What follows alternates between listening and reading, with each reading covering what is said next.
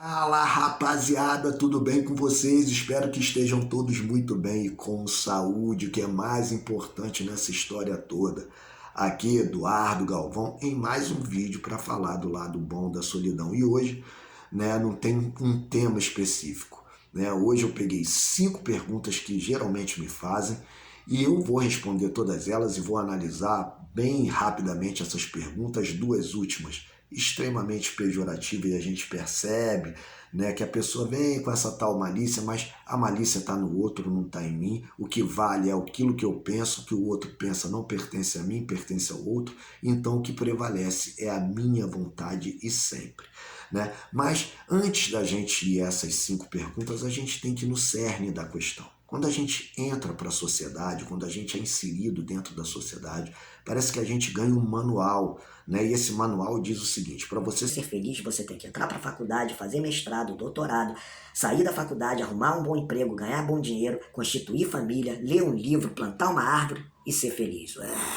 Quanta coisa que a gente tem que fazer para, no final das contas, ser feliz, E se você for observar, nesse manual e nessas regras, a felicidade está lá, na rabeira, está lá no final. Por isso que eu saí um pouco desse manual que a gente recebe, parece que a gente recebe, esse manual dessa sociedade.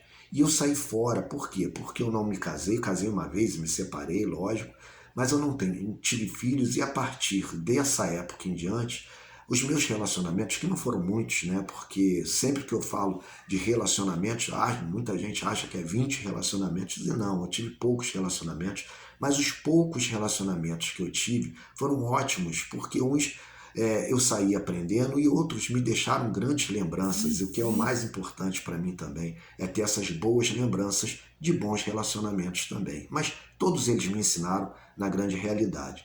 Mas o que acontece? O que eu vim aqui falar para vocês, que é mais importante até do que as 5 perguntas que me fazem? É a gente entender aquilo que a gente quer para a nossa vida. É entender qual relacionamento é o melhor para a gente e ter isso com a gente. E isso só vai trazer, a gente só vai aprender quando a gente se autoconhecer, quando a gente entender aquilo que a gente quer, os nossos objetivos. Eu sempre falo isso aqui nos meus vídeos para vocês. Então é importante isso. Por isso que antes mesmo de eu entrar na questão das 5 perguntas, entender e dizer para vocês que a gente tem que se entender. E por mais que as pessoas façam essas perguntas para a gente já sabe a resposta, a gente dá respostas, e se a pessoa não entender, é problema delas. O nosso problema é a gente nos entender. Eles não entender a gente, é problema deles. Então, enquanto isso, eu vou ali, como eu sempre faço para vocês, eu vou ali tomar o meu café, tomar minha aguinha, enquanto a vinheta passa, eu desafio vocês a se inscreverem no canal, dê um like no vídeo e acione o sininho de notificações para toda vez que colocarmos um vídeo vocês terem acesso aos nossos conteúdos e a essa beleza aqui, essa beleza, desse rapazinho aqui que vos fala. Então eu vou ali e já volto. Quando eu voltar, eu falo aí as 5 perguntas que me fazem de forma recorrente. Vamos lá, fui!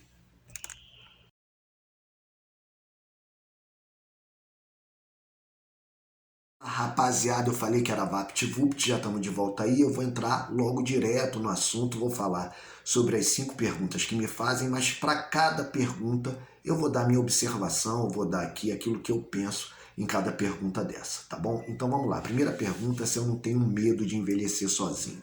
E é óbvio, gente, aqui eu não sou hipócrita em dizer que eu não penso nisso, lógico que eu penso.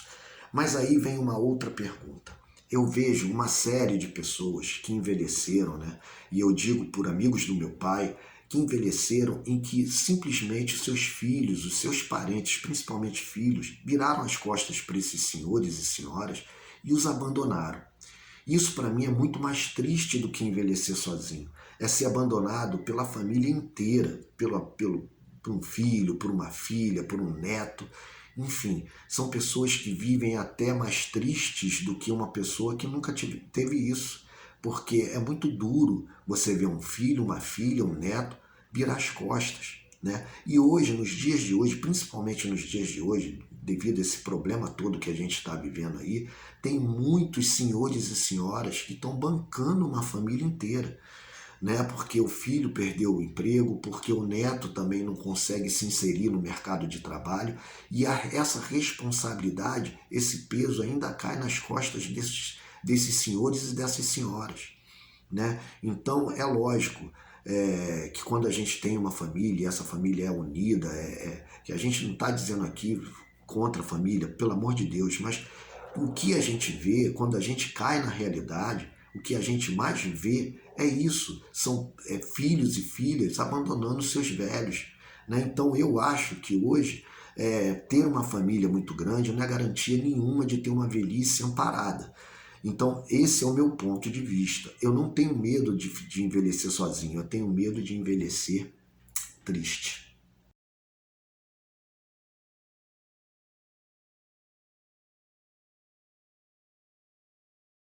Da pergunta que me fazem com uma certa recorrência se eu não quero ser pai. Bem, isso daí lá atrás, quando eu fui casado, lá, né, eu queria ser muito pai, né, quando eu fui casado, mas a minha ex-mulher, ela teve duas gravidezes e todas as duas gravidezes ela teve aborto espontâneo, o que foi traumático para mim e para ela. Daí, desse momento em diante, eu não quis mais, não é nem querer mais, a palavra não é essa. Não se tornou mais uma prioridade na minha vida ser pai.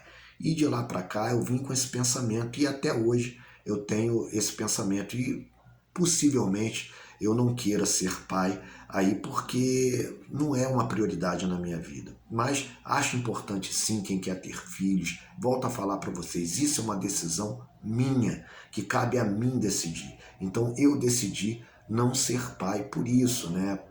Talvez por esse trauma que eu passei, isso ficou um pouco na minha cabeça, eu tenho que trabalhar isso, né? E quem sabe, né? Ainda estou com 53 anos, ainda dá para fazer um filho aí, vamos ver. Número 3, vamos lá, você não acha que viver sozinho é muito melancólico? Gente, pelo amor de Deus, não tem nada de melancolia quando você tem a sua própria companhia, a tua própria companhia te faz muito bem, né? Eu me sinto muito bem do meu lado, eu adoro estar comigo mesmo, sabe? Isso é importante ser dito, eu falo de coração.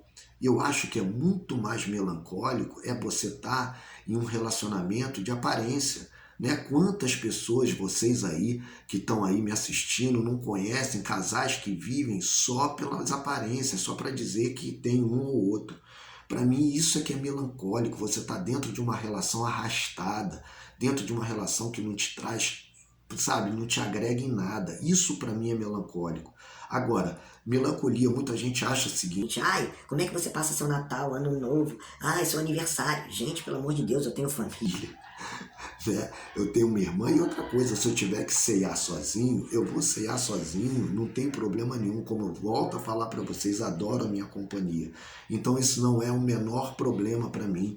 Se eu tiver que ir ao cinema, se eu tiver que tomar um chopinho sozinho, isso não tem problema nenhum, até porque tenho amigos, mas os meus amigos também têm a vida deles, né? E a gente tem que saber dividir as coisas. Então eu sei muito bem, adoro ir lá tomar meu chopp, fazer meus devaneios. Olha aí os fogos aí, gente. Tem jogo hoje aí, eu não sei nem de quem é. Mas é isso. A solidão para mim me faz bem nesse sentido. Eu gosto, adoro a minha própria companhia e volto a falar para vocês, melancólico para mim é aqueles casais que vivem de aparência. Aí a quarta pergunta, e as pessoas vêm de uma forma assim, até de uma forma pejorativa, me perguntar: mas e aí, você não quer mais ninguém na sua vida? Como se isso fosse algo extremamente definitivo, né, na minha vida. Como não é definitivo, gente, pelo amor de Deus, eu tô solteiro, mas é por opção, nesse momento é uma opção de estar solteiro sim, de ficar sozinho um tempo. Só que se vocês vierem me perguntar, e volto a dizer aqui, a gente tem que ser verdadeiro, se vocês me perguntarem se eu não sinto falta de alguém do meu lado, lógico que eu sinto falta de uma pessoa do meu lado. Só que eu sinto falta e não tenho a necessidade. Sentir falta é uma coisa e ter necessidade de ter uma pessoa do lado é outra. Eu não tenho necessidade nenhuma de colocar uma pessoa. na minha vida para achar, para dizer para os outros que eu tenho uma pessoa aqui, ó, tô com uma pessoa do meu lado. Isso para mim é muito fútil, é muito vazio. Para uma pessoa, para uma mulher entrar na minha vida, essa mulher ela não tem que ser especial, como muita gente fala aí, tem que ser especial. Não, ela tem que ser uma pessoa que se enquadre na vida que eu quero. É simples assim. Muita gente acha que a gente tem que decifrar o outro. Ai, o que ela precisa, o que eu tenho que fazer para ela gostar de mim? Nada disso, sabe? Eu tenho que fazer, eu que tenho que saber aquilo que eu quero para minha vida. O que o outro quer para a vida dele não é problema meu. Eu sempre falo isso para vocês. O meu problema é saber o que eu quero. E aí, sabendo o que eu quero, não é qualquer pessoa que entra na minha vida.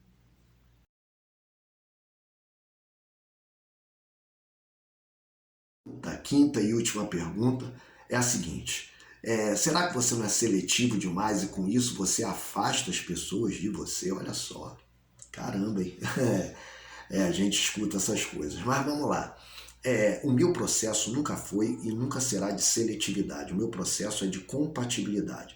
Eu não sou uma empresa que estou aqui querendo contratar uma secretária para ficar do meu lado para me fazer um processo de seleção. Não, eu quero uma pessoa que seja compatível. Aí vem a seguinte pergunta também, a seguinte crítica para mim. Então você quer uma pessoa que pense igualzinho a você? Jamais, jamais. A gente sempre vai encontrar pessoas que têm algum tipo de divergência com a gente. Isso é lógico, isso é evidente. Só que essas divergências, elas podem ser aparadas. Quando essas divergências não são tão grandes assim, que sejam flexíveis ao ponto da gente querer se envolver com essa pessoa e aparar essas arestas, tudo bem, gente, legal. Porque divergência a gente vai ter sempre. Mas só que se a gente pegar uma pessoa que tenha muita divergência, eu sempre falo isso aqui para vocês também, o abismo vai ficar cada vez maior. A gente tem que diminuir esse abismo. É lógico, volto a falar, divergência a gente vai ter sempre com a outra pessoa, mas essas divergências, elas têm que ser flexibilizadas ao ponto da gente querer se envolver com essa pessoa. Essas foram as 5 perguntas que me fazem com uma certa recorrência, né? E como eu sempre termino aqui com uma frase, né? E eu sempre falo para vocês aqui, coloque aí uma frase se vocês acharem que deve colocar aí nos comentários, que se puder eu seleciono 1 ou 2 e a gente vai botando aí nos finais dos vídeos e eu aqui depois dos devidos créditos. E hoje a frase é do incrível jornalista, poeta, tradutor Mário Quintana, que diz o seguinte: a solidão é o silêncio que a gente traz dentro de si mesmo, em qualquer ambiente, seja barulhento ou não. Muito obrigado mesmo a você que ficou aí comigo até o final. Eu tenho só que te agradecer e dizer para vocês aí que se vocês puderem, se inscrevam no canal, dê um like no vídeo, né? Aciona o sininho de notificações para toda vez que colocarmos um vídeo vocês terem acesso aos conteúdos desse bonitão aqui, tá? E se possível também compartilhe esse vídeo para a gente propagar a nossa mensagem. Fiquem com Deus. Eu fico por aqui, um forte abraço e fui!